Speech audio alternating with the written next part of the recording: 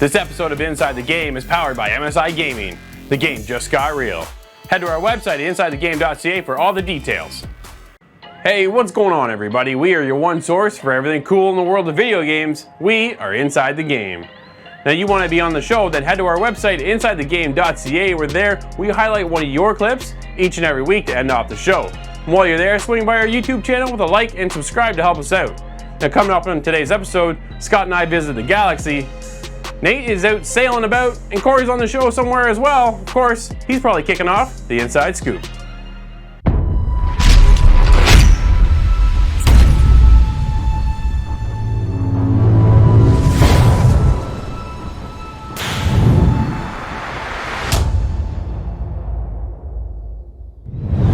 The upcoming Call of Duty Modern Warfare beta is going to incorporate a lot of things the community has kind of talked about since playing the alpha. There's a lot of things kind of coming to play now that they're looking at going to improve come the beta, which actually is going to bring us into the mouse and keyboard realm.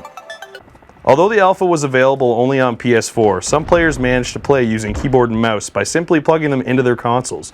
Thanks to Modern Warfare's support for cross-platform play, the game is capable of recognizing different input methods, which is what lobbies will be based on come launch. That said, mouse and keyboard players found it difficult to adapt, but that's mostly because of the lack of options at their disposal. In the beta, Infinity Ward plans to have more robust mouse and keyboard settings on console, including the ability to rebind controls. Also, enemy footstep sounds being quiet was amongst the most discussed, and the developer agrees. In the beta, your own footsteps will be quieter, while enemy footsteps will be easier heard from longer ranges.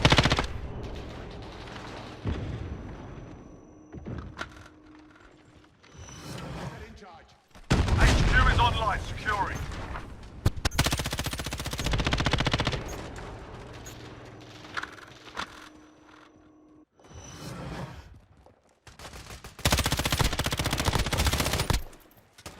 Techland is back with Dying Light 2 behind closed doors E3 footage. Brand new map, 4 times larger than the last one. Day and night cycle has been revamped, and consequences that have major repercussions. We have a sneak peek for you, but you want to see the full 26 minutes? Then head to our website, insidethegame.ca, or check out our YouTube channel.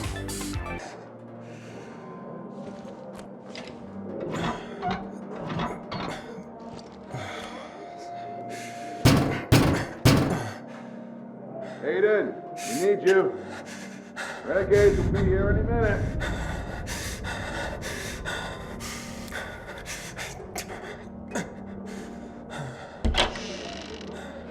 Damn. Where have you been? Around town. Drink.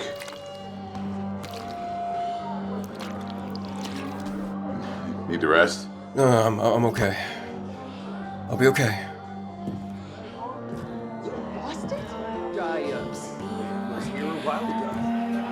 It was a good act.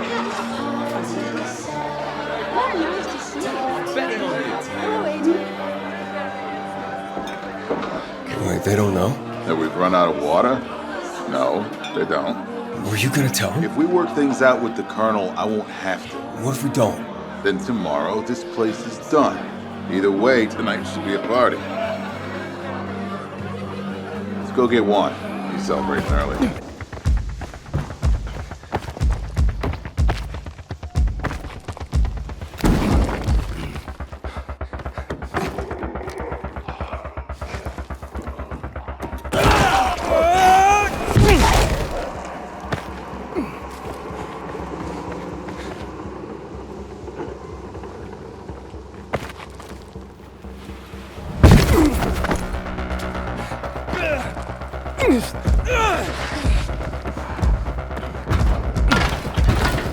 Look out!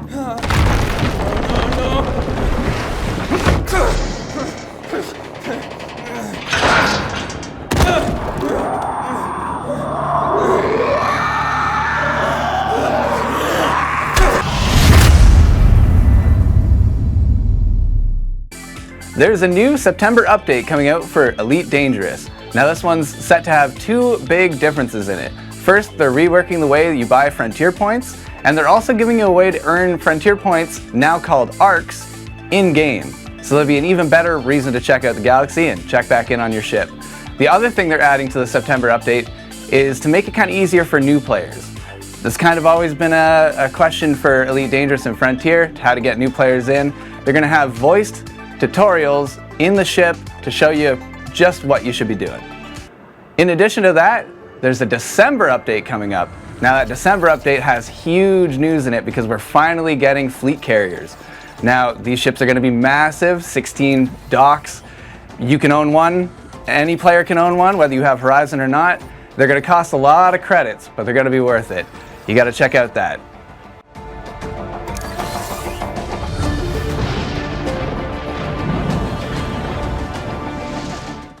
Alright, so at Gamescom we got a sneak peek at the new RPG that's coming out next year on PC, Waylanders. This game takes place in the both medieval and Celtic era, which is pretty cool because it's not very heavily explored in video games too often, so I'm pretty excited to see this era. So moving forward, it has this kind of Dragon Age and Baldur's Gate feel to it. So with 5 different playable races, 6 classes and 30 subclasses within them, you have so much options available. So hope you enjoy this game. Rises over the mountains. We are the mountains drenched in sunlight.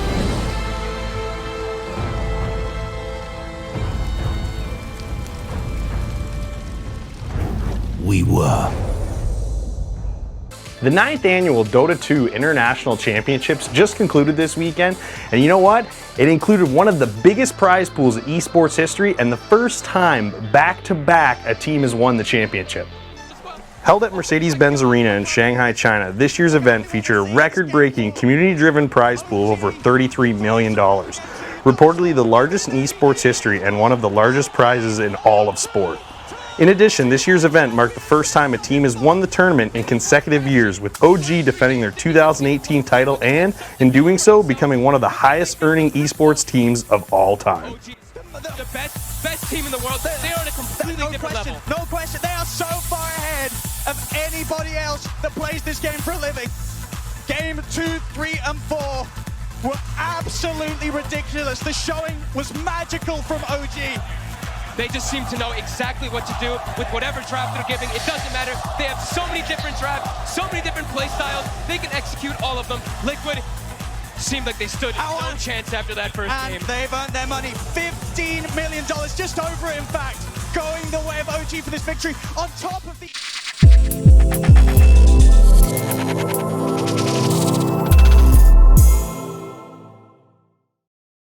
All right, Scott, let's go venturing through the galaxy.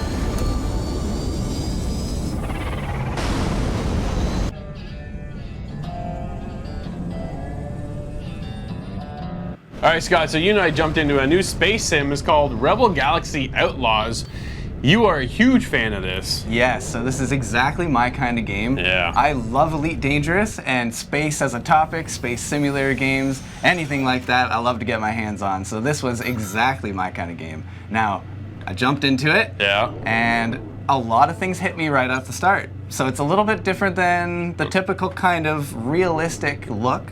Yeah. It's got a little bit of a different feel. It's got its own unique art style, right? Mm-hmm. So it's kind of, it reminds me of a Beyond Good and Evil kind of character, kind of look. Yeah, the way like the Jade crafts from are Beyond created. Good and Evil? Yeah, it almost looks like the same character too, funny enough. Yeah, you know, good point. This game blew me away with the way this character is introduced. So they want to put you in the seat of that character. You're going through her story, you're meeting her old contacts and her old friends, and you're just being a rebel in the galaxy. Or you can be a cop in the galaxy.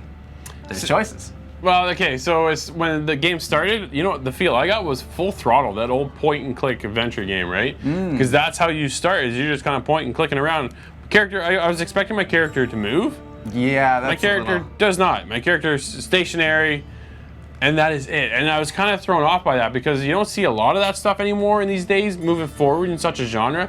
things have really changed the scope of how a game was played way back when we were talking about full throttle and those point and click, because that's how this is started.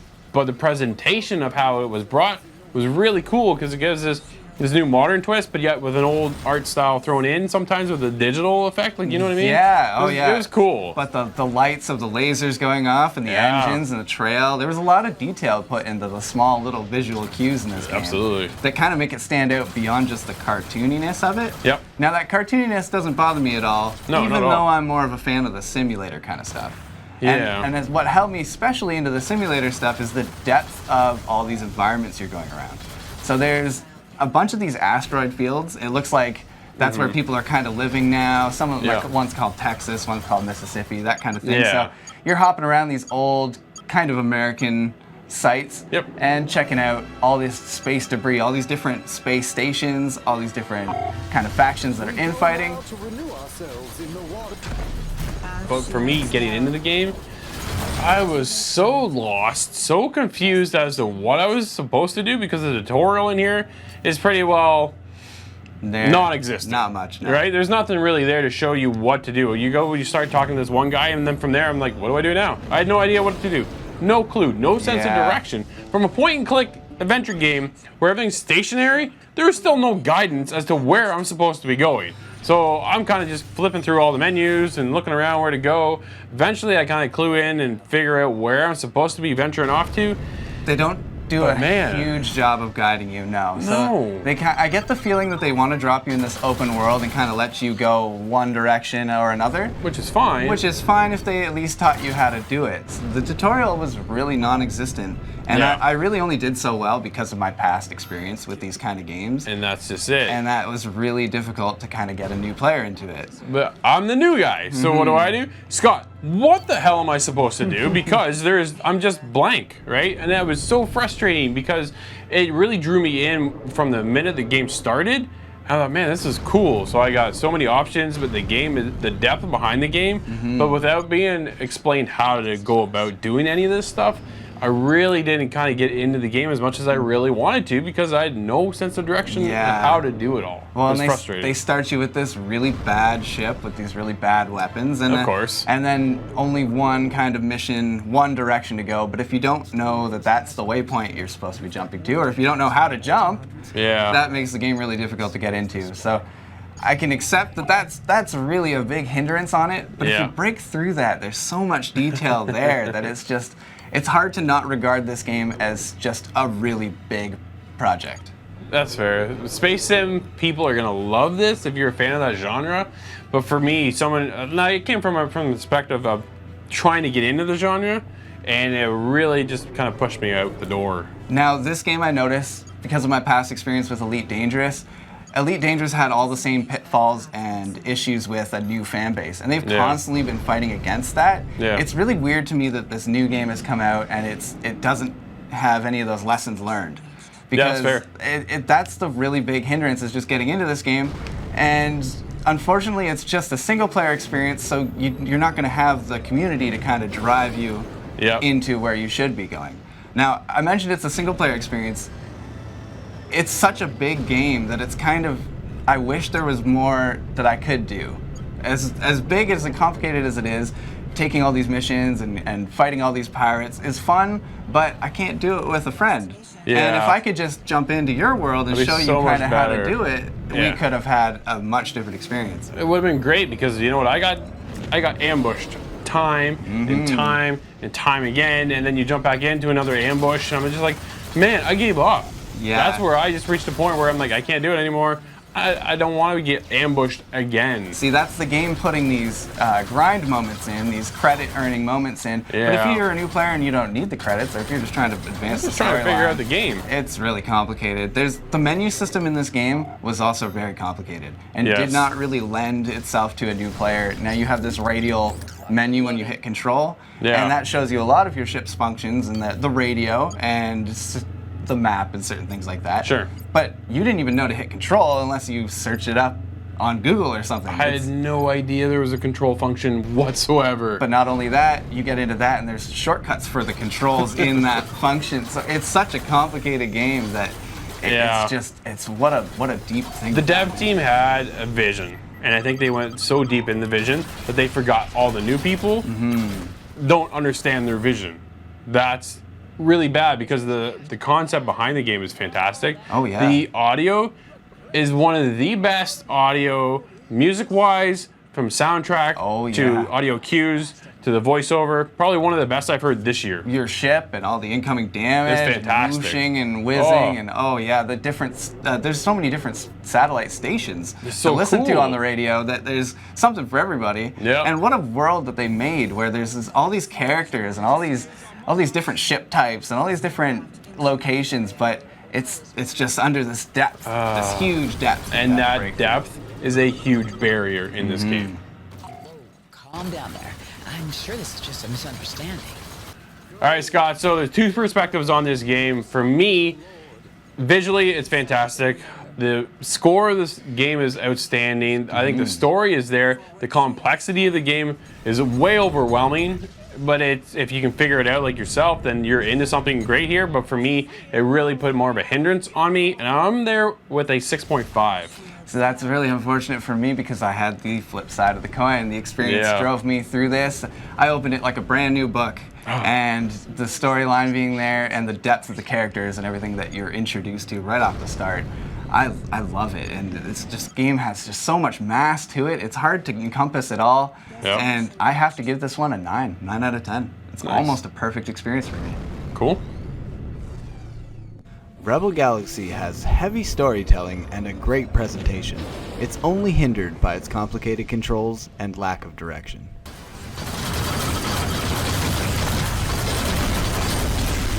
Missile inbound. We go now to renew ourselves in the water. Shield. Okay, so battle passes are nothing new, but what's new is kind of a big surprise that came to us. Fans of Rainbow Six, like ourselves, are now getting a battle pass. It's only been mentioned. We kind of get a bit of a look at a trailer. Not too much information's been handed out, but we got a whole bunch of questions. Yes. Boys, what are we thinking of a battle pass coming to the world of Rainbow Six Siege? All right, so I was like, this guy's got something to say. Yeah. Season pass and battle pass, or are they just going battle pass route? That's what I want to know. So they got to hammer me with like a $12 thing every quarter of the year. Yeah. Plus the battle pass? $50 battle pass just to play the maps. Well, battle passes typically come around the maps, sorry, to get the new operators. 12 to $20, we've seen right? them between 12 and probably $20. Yeah. So, yeah, well, I Can think you then, obtain currency to then purchase the battle pass? Is it like every other battle pass, or do you have to buy it every time? I got lots of questions. So they're starting off with Phase 1, which is a teaser more or less to the full-fledged battle pass, which will come in Phase 2. Yeah. Phase 1 is 7 days, a 7-day tier, and it's totally free, but that's all you get. So here's a kind of a sneak peek of what you're going to get in the full-fledged battle pass, which I would hopefully think if you grind out the battle pass first time, that's enough currency in that battle pass to get the second when the Season 2 battle pass and we've comes seen around, that right? with battle passes in Apex Legends, Fortnite, PUBG, where you can get enough currency playing that battle pass to pay for the next one. So I can imagine maybe they use Renown, like that's the currency. And I think they're going to use silver currency. I don't think you they're think going to you think they're going to use Rainbow Six credits, like the stuff you have to buy with money. Yeah, so. You know what? I think he's on something. Yeah, that's fair. Okay, because they're not going to be like for all these people that have 1 million renown. They don't want people like that. That's to true do it too. for free. They're going to be like, no, we want you to spend real money, which you can do on silver, or whatever they call it. Yeah. So that's just an interesting silver idea. playing Destiny 2. Yeah, Rainbow Six credits. I like that you can kind of choose your own collectibles to buy though with the system that's in place now. Yeah. You get the points no matter what you do, good or bad, you get some points. And then you can buy stuff with that. Like I like that customize it the way you want it. Because I don't want to just take the first 10 items off a battle pass. Maybe they're not that good. So to me, I just see my options kind of going away. And I'm not quite sure I understand the currency thing. That's a good point. Are they going to be the first ones to not be able to self-seal a battle pass by getting points to pay for the next one? Which would not be a good move. That would not be a good PR move at all. No, not at all. And Yubi's pretty good at listening to their community, right? I don't think that they'll do that. I don't think so. But But you never know, right? We have a lot of questions, more questions than answers at this point. Yeah. And a lot of red flags are being thrown up in the air, especially from the actual players themselves, because we haven't had this battle pass for so long, and all of a sudden now it's, well, here it is, which is honestly, I'm kind of excited for. Well, I'm excited, yeah. but I want to see what the rewards are. Can I still purchase what's there now. already there? Is the store fully going to be available, or now is it just? The store will never go away.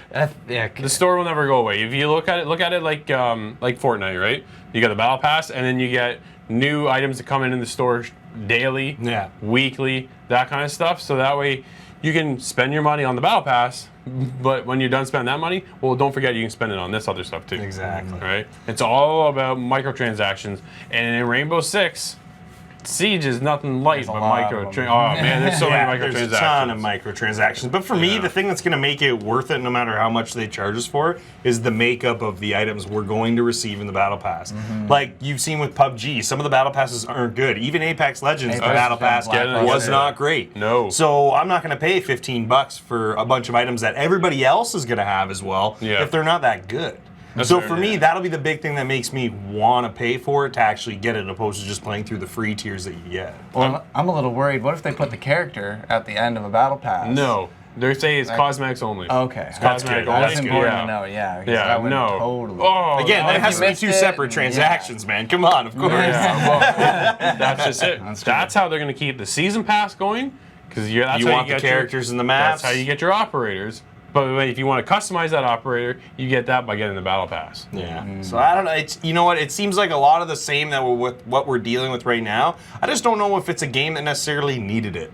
No. Are they just doing it because everybody else has got a battle pass and it's the way everybody's making money now? Like Rainbow Six isn't a free-to-play game. No, it's not. You most of these games that have battle passes are free to play. That's true. So that's a good point. I need incentive to buy this. I feel like they're hopping on the train, but if it does have good rewards, then it'll sell itself. Then I think it's actually worth it. Like, it is a good idea because there is so many cosmetics that are just ridiculous. And we've seen some wild ones in that game. I would be astounded to know the number, like how much it would cost to buy everything. Every single item. You don't want to know. Hundreds of thousands. Oh my I was just saying, my wallet somewhere's just screaming right now. No, it's definitely all right. So let's wrap this up. Go around the table.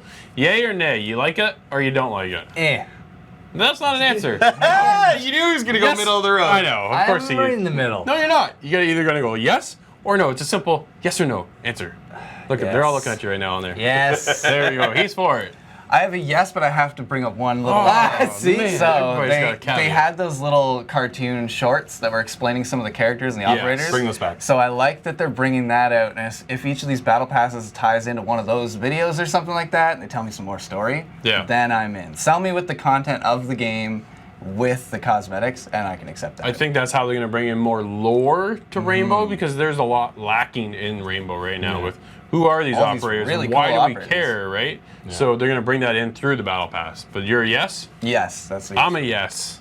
I'm gonna be a no. Yeah, I knew. You know were what? gonna That be a trailer, no. that trailer didn't show me enough to say I want to buy that. Yeah. We've got a little bit more time before it's all fully released, but right now I'm a no. The reworked Canal map will be free for all players when Operation Ember Rise launches.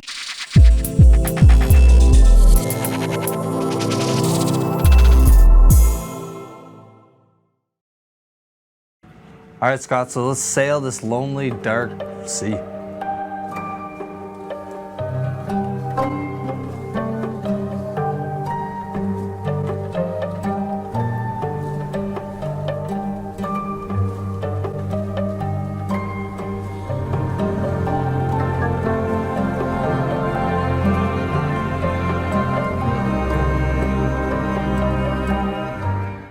All right, Nate. This time we checked out Far Lone Sails, and this game was not the typical kind of side scroller. So this one's kind of got you set in this blown up desert, and you have a ship, and you have to keep your ship going. And that's about the gist of the game. That pretty much sums up the game. So you start off by pressing A, and then it kind of pans out to your character who's kind of sitting at like a grave, it looks like, at a picture of a man. And then I kind of waited for 30 seconds expecting it to pan out, but then I'm like, oh, okay, I'm in the game already. Oh wait, I'm playing. So that's it, right? You're thrown into it right away. No tutorials on what you got to do, so you just kind of, I picked up this treasure chest that was on my way, and then I made my way to the ship, I guess you'd call it. Yeah, kind of a Land Rover. Yeah, Reminds me of the elephant in Halo. So this whole, yeah, exactly. But the whole premise of this game is you moving forward or right, and with this ship, and you have to fuel it, and it's steam powered, so it's kind of like you're running a steam kind of train engine thing this whole time while navigating kind of this. It's peaceful, I guess. It's lonely. There's nothing there, but it's just like desert, and it's very broken, atmospheric. Dilapidated buildings. Yeah. So even the intro, not much of a storyline here. No tutorial at all. It is all atmospheric. It's a very quiet game, and there's only a very simple range of things to do. You just pick up a box and throw it on your ship. You can take those boxes, feed it to your ship, make energy, and that fills up a fuel tank, and that's kind of how you keep your ship going.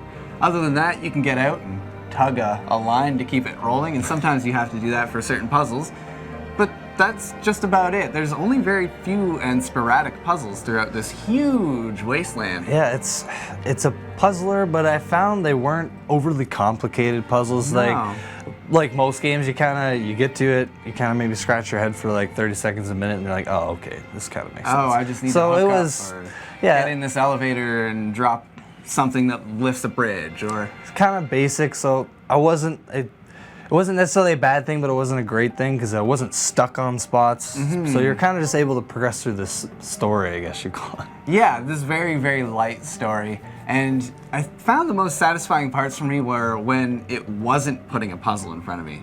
And that's kind of weird because I just wanted to keep the ship going. Exactly, because you kind of have some fun with the little devices of the ship. You have to push a button to keep it rolling, and if the steam builds up, you have to hit that button to release it, and then you have a button for brakes, and then you get certain items that are added to your ship over time, and that's where the sense of progression comes from, and usually the reward of a puzzle. But after that, you're just keep steaming on. Yeah, and it's not a very long game. You're looking at like 4 to 5 hours for an experience. That's what we'll call it, an experience. Because for about $20, I personally think it's worth it. It's very unique. There's no dialect. There's none of that. No. It's just an experience.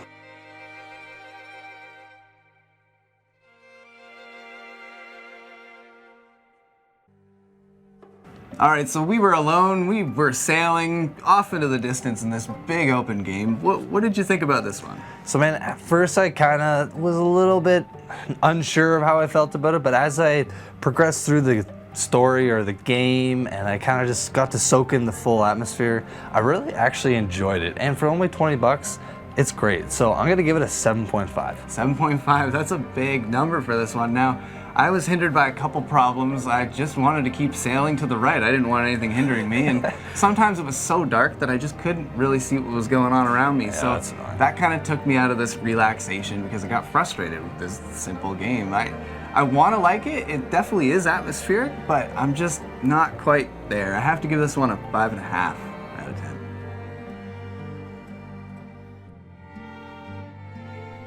Fire Lone Sails was a pleasant experience with a beautiful setting, even though the color scheme was mostly black and white. It does lack in variety and creativity with the puzzles, but shines in the scope of the ship and the overall feel of the apocalypse. Priced only around $20, this 4 to 5 hour game is worth checking out. It is a perfect fit for the Nintendo Switch.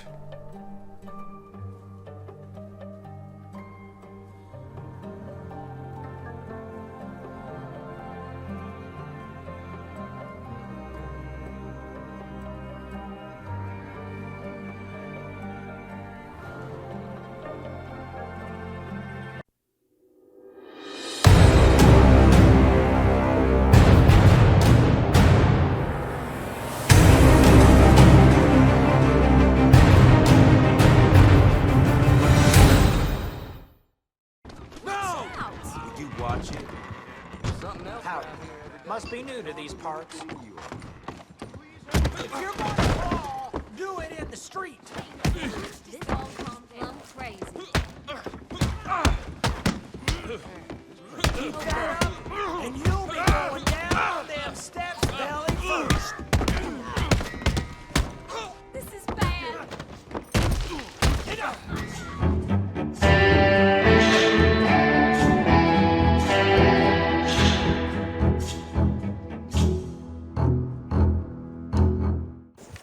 Race. Oh wait, we can join that for quick join. It's a horse race. Yeah, I don't know. There's Sean McGuire is just down the road. You can probably talk to him. We might have a mission. Whoa, There's it's a crazy over there, folks. Alright, let's go check out this waypoint. I wanted to see what happened when I glided. Nate didn't even budge. Your horse just freaked out there for a second. No, I knew it was happening. Those guys aren't too impressed with you guys either. I wanted to jump to Nate's. Just bail this one. I don't know where my horse went, but he's gone somewhere. I'm not working with you now because of that. Oh, it's Sean again. How do you get him to start? It says only the posse leader can get a mission from a stranger. Oh, it's a jailbreak mission. Guessed as much. Let's do it. This will be fun. Did you ever meet Phineas Moss? Nice boy. Not bad, not bad. Fine lad. Be a real shame if he got himself hanged. It's murder he's up on. Murder charges. It's bad because... More charges. I reckon he did do it, but I also reckon the bastard he murdered deserved killing. Well, I know this because it was his brother he murdered, and whereas you wouldn't find a kinder fella than Phineas. Mordor. Declan was a real Mordor. Yeah. I won't bore you with the details, but it'd be doing me a real favour if you could save Phineas for me. By the way, you haven't seen a strange bunch about. 25 of them, men and women. If you do see them, you let me know. Okay. Alright, let's go break this guy out of jail. I'm like way back here. There's a lot of cops around, guys. Of course there is. Let's just take a look around. What's the back door look like here? Yeah. I'm gonna walk in through the back front alley, and yeah. I'll distract them. You guys bust them out. I'll do all the talking. Is there a hitch here? Hitching my horse. Yeah, let me me hitch too. it. They make it seem like maybe the stairs is the best option. Probably. I'm going in through the front door. Oh, is this a ladder? There's a side door here. Oh, pick up the jail cell keys. Hmm.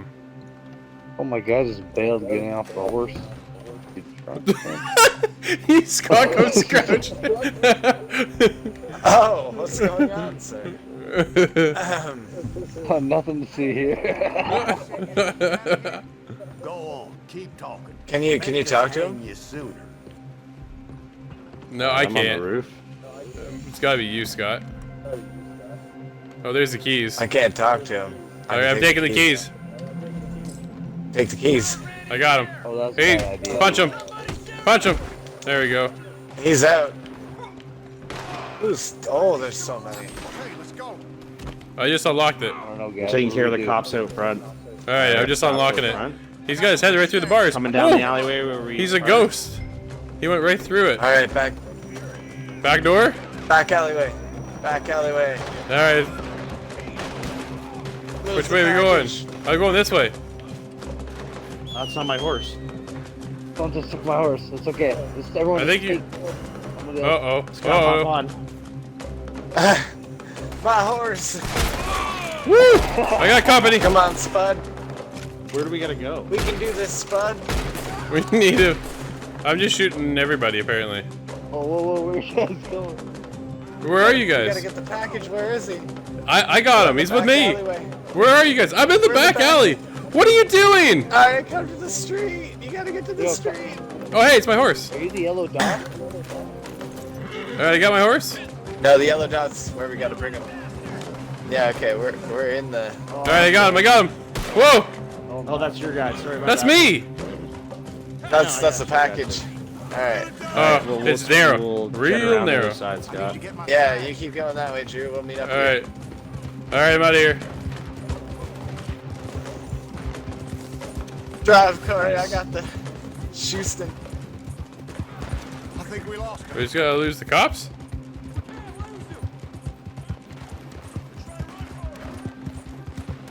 We gotta meet up with Drew. I'm out of here. Yeah, we will. We'll cut. I'm We're gonna out. cut across. Meet up. Yeah, I'm outside Blackwater. Looks like we're rid of them. Yeah, we're in the Oh. rolls I outside. was expecting them to jump. No. I think there's a Oh, jump really? button. What's the jump button? Oh, B X. My bad. I just thought it was a lotto. I thought he would do it. Take the prisoner to the alley. I gotta take him back to the alley? Really? Yeah, man, I'm here killing cops. Why would I have to take him to the alley? Alright, we're rolling back in. This went sideways quick, boys. Oh, of course. How does when you grab the keys right in front of them? Wait, what? We already grabbed the keys. Did you just spawn again? I've got him. He's on the back of my horse. When you grab Take the keys prisoner right in front of them. to the alley. I think I don't. Oh no. Oh, that's out here. You're right here at the Spawn. end. Okay, it's here somewhere. Watch my back. Oh, he's gotta grab us something. I'm going up.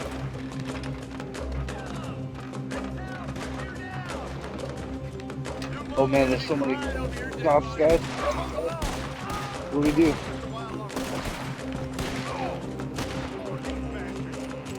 Oh, come on.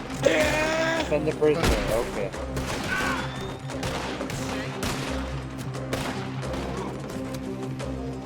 Oh, I got this guy hostage. Oh no, he's gonna disarm me. No, I'll disarm you.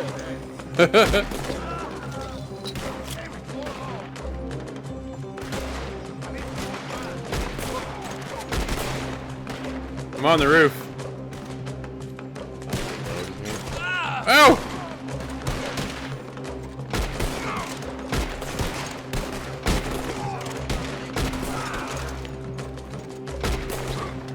Got him.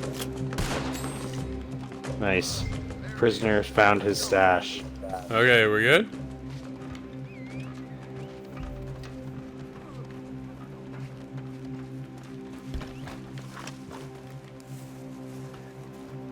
Now what? Help the posse take the prisoner back. Where'd my horse go? Come on, where'd he go? You got a whistle for him, man? Whoa, Scott. That's my horse. I'm taking it. Alright, someone else got a horse in here. Alright, good. I got a ride, that's all I'm concerned with. Alright, let's get on.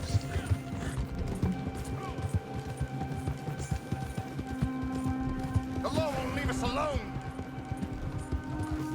Are they chasing us? Oh, Scott. Yeah, they will be. They're after us, but pretty Alright. far back. Yeah, there's still a good gap here. Man, this game's Totally different. so much fun though. Oh yeah. Oh yeah. Playing Get first outta person though, here. like it's such a weird, Thanks, guys. totally different experience. Oh, I know. First person on the horse. Boy, this air tastes good. It's good to be free.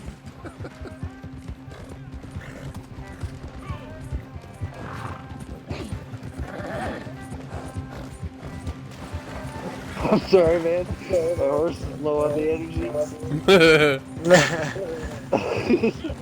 It's alright, we're Just gonna lagging slow behind, it just down. getting peppered. Don't run Yeah, it it's too true. hard. Oh, it's up here to the. Yeah, it's up here. My horse is like toast. My horse. Well, yeah, you're. Spun into the ground. Is that your horse? Why can't I chasing you, shoot? Drew? Spud. Yeah, the horse I'm on is Scott's. It's gonna go to the glue factory There's soon. been a horse following you this entire time. Oh, it's probably mine. Your horse has been there the whole time. He took too long. Thanks for getting me back out of there. Spud. Nice. Spud is done. Oh, you toasted Spud. Spud's got nothing left to give. I gotta give him a brush now. Oh my God, Corey, your horse is just running. There we go. Mister.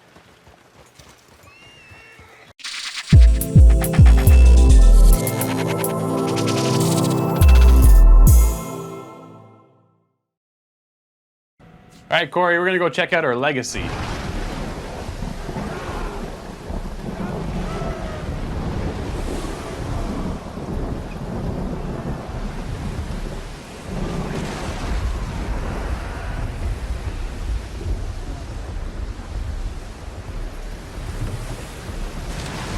Corey, you and I jumped into an RTS on the PlayStation 4. We're talking about Ancestors Legacy. Not really playing a lot of RTS style games on the console, but lately we seem to be getting more and more of these titles. Yeah, so I've done a few of these now, Ancestors Legacy being, I think, my third or fourth now, doing console RTS. Yeah. And this is a squad-based RTS. It's not full-blown. There's a little less control, but it's because this isn't originally a PC game. It's been out on Steam for just over a year now. Right. And now we're getting the console version of this game, which is, I'm not going to say it's dumbed down, it's simplified. I think that's the better word. It's simplified. So what I thought right off the bat with this one, I thought it was really easy for new players to get into when it comes to getting into an RTS game on the console. I thought the controls were, for the most part, really done well. Yeah, we'll touch on a few things because I think we shared the same thoughts on a few things. Yeah. But overall, no, the controls I thought felt great to get into, to get somebody started into this genre. If you are a console player only, and you've never gone onto PC and really kind of delved deep into this, something like this. But the overall Ancestor game itself, I thought was pretty. I thought sound effects, man, it looked fantastic on the PlayStation 4. Right. I was going to say, the big thing with this one is you get 4 factions to choose out from, and that have kind of a sprawling campaign across all 4 factions. You have to start with the Vikings. It's the kind of the first one.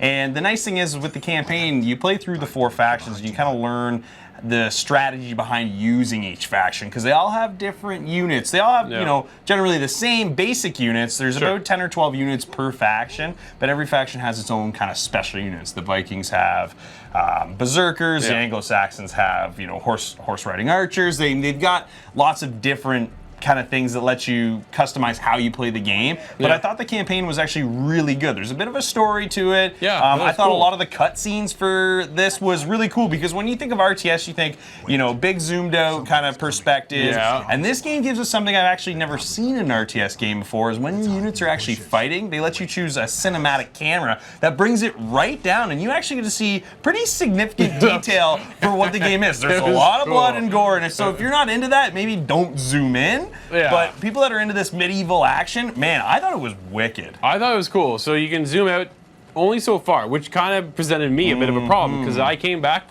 I'm from those old PC days of RTS. Red Alert, like all that stuff, right? You can zoom way out on the map and you can jump.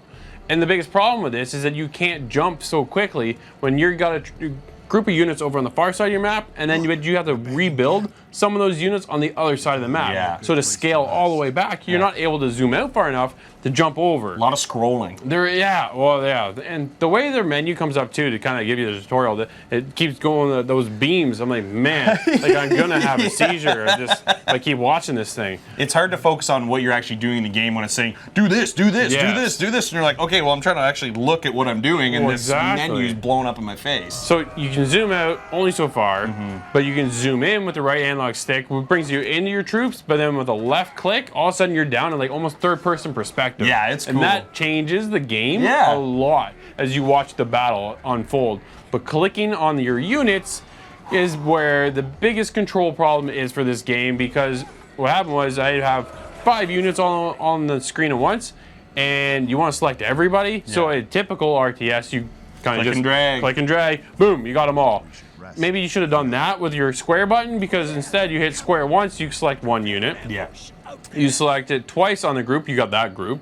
But if you select it, hit square twice on the ground in that group, then you get everybody. Then you get everybody, But it's almost impossible to get everybody. I'm double clicking on the units, I'm clicking over on the trees, that's not doing anything. I'm clicking over here, clicking over there, click, click, click, click. Nothing is working to get my unit. Just let me scroll and select everybody, or give me like maybe like an L2 and a square, boom, I got them all, like something, right? And that's that what was you a problem. lose from coming from PC to console, especially with these RTSs. Like I said, I've done a few now where that's always been the issue, selecting your units, because I can't take my cursor and bring it up screen because the cursor's actually fixed. In this. So the cursor's the center of the screen, so that's, you have to move around that point, which give me the freedom to at least move my cursor around, because in this one, when it comes to building new buildings, new settlements, you don't get to pick where they go, it's all pre-placed. And again, like I said, it's simplified from the PC version, and that's why I think this game's easy for somebody to jump into, maybe that isn't into RTS on the console too much, because it really walks you through it.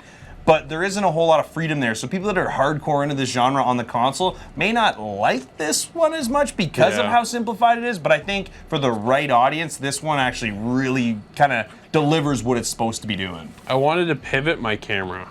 Oh, that's a killer. I forgot all about that until you just brought that up. That's a killer. It was so bad. There's certain angles you get kind of stuck on, and you can't see the action that's going on. And I want to be able to shift around just to see a better perspective of my troops and what they're kind of getting into and stuff. And you lose that because everything's stuck on one camera angle, unless you do that close zoom in. Yeah, but that doesn't do anything and either. that is just to view the units fighting. And that's this is actually another issue I had, is the action in this. Once you click on a unit to attack, they'll go attack. But the only way to break them free from attacking, because they'll just attack till it's over, whether they win or lose. The only way to break them free is for them to retreat. And let me tell you, when they retreat, they go way, and then I'm scrolling and scrolling trying to find these guys. And to me, I was like, you lose it. So the action in this game is kind of rock, paper, scissors based with some of the base units. So, you know, the Anglo-Saxons, axemen might work better against the spearmen, but the spearmen work better against the shield bearers. So there's a lot of tactics involved in this game when it comes to what units you're putting out there and who you're fighting. But again, it's all kind of like you just send your units in and they'll just jam up against another stack of units, and then you just basically wait and see if you've got enough. I just build my army big enough, and I just send the whole horde in. It's the best move. Overpower the other troops, right? So I can just win. But not so okay. Did you go down? Like if you went third-person perspective in the grass? You can't see anything. No. So you can hide in grass in this game because just like morale plays a big factor in this too. Depending on kind of all these nice little touches into this game that made this game just kind of that much better. You can hide in the grass and ambush people, guards, patrols walking, and that kind of boosts your guys' morale and kind of allows you to achieve better things throughout the combat. Whatever mission you may be on. And I thought that was really cool. But you're right that cinematic camera you bring down if you're hiding in the grass. Well, guess what? Now you're hiding in the grass because you can't see anything. I just started laughing. I thought it was funny. There are some camera glitches with this one for sure. It's not the smoothest, but for the most part, it really works well on the PlayStation 4. I think they missed a big option though with the touchpad. The touchpad could have been, for me, to just swipe. Swipe that, boom, I'm right back down to the bottom of the map, right? Or just be able to move that around quicker. There's no touchpad functionality whatsoever. The PS4 controller has a speaker on there. Nothing there either. Nothing's being used. Just little other touches that could have been implemented a little bit differently. Would have been nicer to have on the controller. One of the coolest features about that controller is that speaker. It is awesome. So if I'm playing baseball, the crowd is coming through the speaker, right? It's just wow. It's that another kind of immersion point in the game. That in a game like this, you could have the battle sounds coming out. Like there's a bunch of different things and hardware that PlayStation has that they could have utilized. And I don't know if it's just because they made a console version for Xbox One and PlayStation at the same time, so they didn't add the features in just for PlayStation because Microsoft and Xbox don't have those features. I don't know. It's just one of those things where it'd be nice to see them use something like that, especially on the PlayStation. Yeah, definitely would have been cool. Yeah. All right, Corey. So you and I had a pretty good time, I think, with Ancestors Legacy. What are you scoring this one? Well, you know what? Right off the bat, I thought the graphics in this were really good for an RTS game, especially the ability to zoom right in and see your, your spearmen, going at it. There's blood and gore everywhere. Armor's getting painted, everything. I thought that was really great. The audio in this one really made you feel like you were in that battle. It sure did. And I thought, as far as RTSs on console go, this was a good port from PC to console. And like I said, it's a little more simplified. I think it's better for beginners in this genre. Sure. But there's a lot of story here, and people that are into this genre as a whole, I think, are really going to enjoy it. I'm going to give this one a solid 8. You know what? That's not a bad score at all. I have to agree with a lot of your points, but they did miss with that double clicking, man. I just want to be able to connect with everybody on there, to be able to move them, and fell a little bit short. I'm there with a 7.5.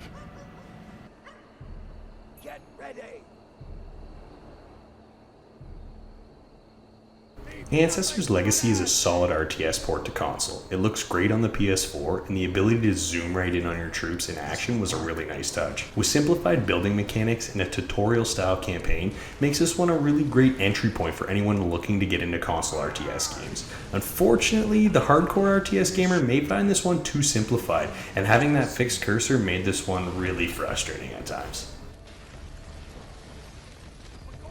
All right, so we are bringing back Game Relics. This is where we throw it back to one of our games that we loved way back when, a long time ago. We'll leave it at that. And Nate, you kind of kick this one off. What do you got? All right, so my favorite horror game of all time, horror. Dead Space. Yeah. So there's 3 Dead Space games, I'm sure most of you know. Yep. And after the third one, it kind of had some issues. Some people really liked it, other people didn't really care for it. Yeah, it had mixed reviews, right? Yeah, it had some pretty mixed reviews. And moving forward, unfortunately, the company, it just kind of went end down spiral. They had a couple games they had started making, and this is pretty exciting. They actually had the person who wrote the first 3 games of Uncharted come in to write a Star Wars game. Amy? You talking about Amy? Yeah, Amy came in. Yeah. She was the lead person of Visceral Games, and after a year, they just kind of pulled the plug, and then the company kind of just... We need to do a Game Relics Call on it quits. Amy. Where's she at right now? Like, it makes me sad because Dead Space was such a great series, and they made a couple other great games. Like I had mentioned Army of Two, and we did that the same ago. company. So yeah, that's pretty brutal, but brutal. That's terrible. Yeah, just like the news on all these companies, they just fold. A lot of times with these Unfortunately, Game Relics, it takes one mistake. So similarly, my choice this week was Crysis. And I don't know if anybody remembers back in the day, can it run Crysis? That was a big benchmark. Graphics were amazing. They pushed every boundary at the moment and just had this beautiful environment. And you had to have the best computer to run it, and it became an elitist kind of game. But it was super popular, and everybody wanted to play it. So that was in 2007 that released. They finally followed it up in 2011 with Crysis 2, and they brought that to the consoles. So they kind of abandoned the pushing the boundaries of the graphics at the time, and they kind of just wanted to make a game for the people that wanted to play Crysis 1, but couldn't exactly. So Crysis 2 was huge, big game, everybody loved the single player, and it introduced a lot of the elements that carried it into Crysis 3. Nano suit and all that stuff. Nano suit, different characters. They listened to a lot of the feedback back in that era, so they changed 2 to be kind of the game everybody wanted. With 3, they took a couple more creative licenses on it. Yeah, they kind of changed what it was about. And although I enjoyed the game personally, it was a commercial failure. And EA wanted to just shutter the doors on it. Unfortunately, that was an EA decision. Maybe we've heard about that before, haven't we? Another EA decision that I don't really enjoy. Totally agree with. 2 EA companies. You got EA now? I was just going to say, segueing from one EA game to another. This is EA Black Box. It was developed by, this is Skate. The next step up after the Tony Hawk series of games, because the Tony Hawk series of games was huge when they first came out. Skate 2 kind of brought this, brought this realism to the kind of a skateboard game.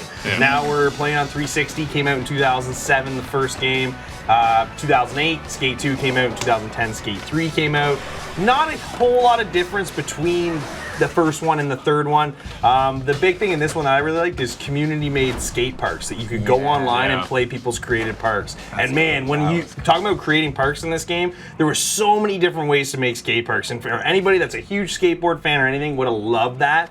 And just like, we need a Skate 4, and they've talked about it, but nothing's ever been put in stone about it. So it's just kind of rumblings. And I don't know if EA is ever going to come back and make one, but I'm telling you right now, I think the community's looking for one. 2010 was the last time we had a good game, and these were good skateboard games. I mean, I don't know if you guys played these games, solid, but they were awesome games. The double stick, you knew all the moves before you started. All you had to do was grind out on how to actually do them with the controller, and that's what made this one a whole lot of fun. And it's just, you know what, it's too bad that we haven't seen a new one yet, but I'm hoping, fingers crossed, that maybe this one makes it out of the relics and into the new genre. Oh, if there's any that would, I'd love it to be that one. Right? I know, man. I'm telling you, Skate 4 would be huge. Oh, that's cool. Do you feel like that skateboarding games has maybe kind of died down? Because they don't make them like they used to. I don't know who it is, but one company right now is making a game called Session. Yes. And that is that's the next big one. That's the Skate 4 everybody was hoping to see. Yeah, that's what we're working on and kind of looking to see here in the next little bit. They're going to start dropping trailers and stuff. But 2020.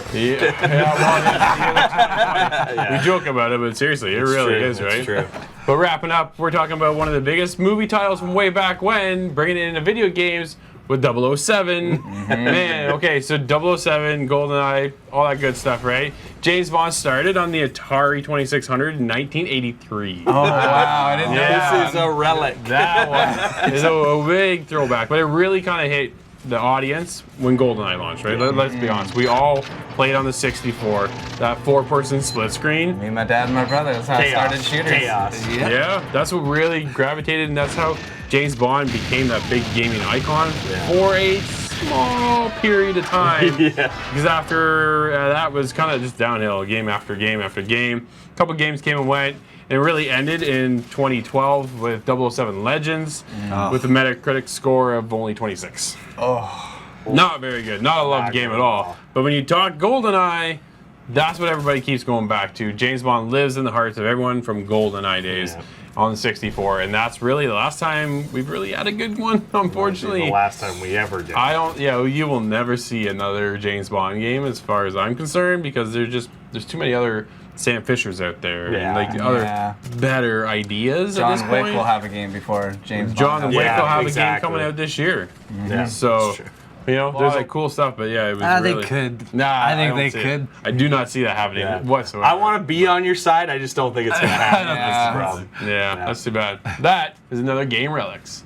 That is another episode in the books, Nate. Now, each and every week, we highlight one of your clips. Who do we got this week? This week we got a little bit different. We got Brandon Fung with some split screen action in Rocket League. Nice, let's check it out.